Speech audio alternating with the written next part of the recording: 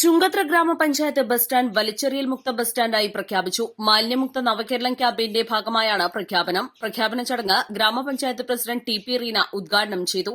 നമ്മുടെ ഈ ഒരു ബസ് സ്റ്റാൻഡ് അതൊരു മാലിന്യമുക്തമായിട്ട് പ്രഖ്യാപിക്കണമെങ്കിൽ ഇതിലെ വ്യാപാരികളും അതുപോലെ നമ്മുടെ യാത്രക്കാരും എല്ലാവരും നല്ല രീതിയിൽ ഒത്തൊരുമയോടെ മുന്നോട്ട് പോയെങ്കിൽ മാത്രമേ നമുക്കത് ചെയ്യാൻ കഴിയുകയുള്ളൂ.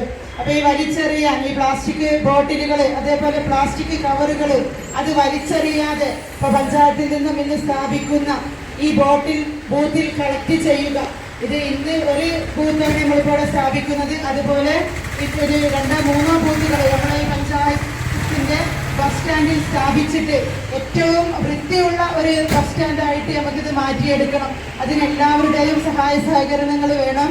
വലിച്ചെറിയൽ മുക്ത ബസ് സ്റ്റാൻഡായി പ്രഖ്യാപിച്ചതോടെ സ്റ്റാൻഡിൽ പ്ലാസ്റ്റിക് ബോട്ടിലുകൾ, പ്ലാസ്റ്റിക് കവറുകൾ എന്നിവ നിക്ഷേപിക്കാനായി ബോട്ടിൽ ബൂത്ത് സ്ഥാപിക്കുകയും ചെയ്തു. വികസന standing committee chairperson Bindu Sathyan, മറ്റ് ജനപ്രതിനിധികൾ, ഉദ്യോഗസ്ഥർ, വ്യാപാരി വ്യവസായി ഏകോപന സമിതി ജില്ലാ വൈസ് പ്രസിഡന്റ് അബ്ദുൽ ഹക്കീം ചങ്കരത, ഹരിതകർമ്മസേനാംഗങ്ങൾ, വ്യാപാരികൾ എന്നിവർ പങ്കെടുത്തു. East live, Edakkara.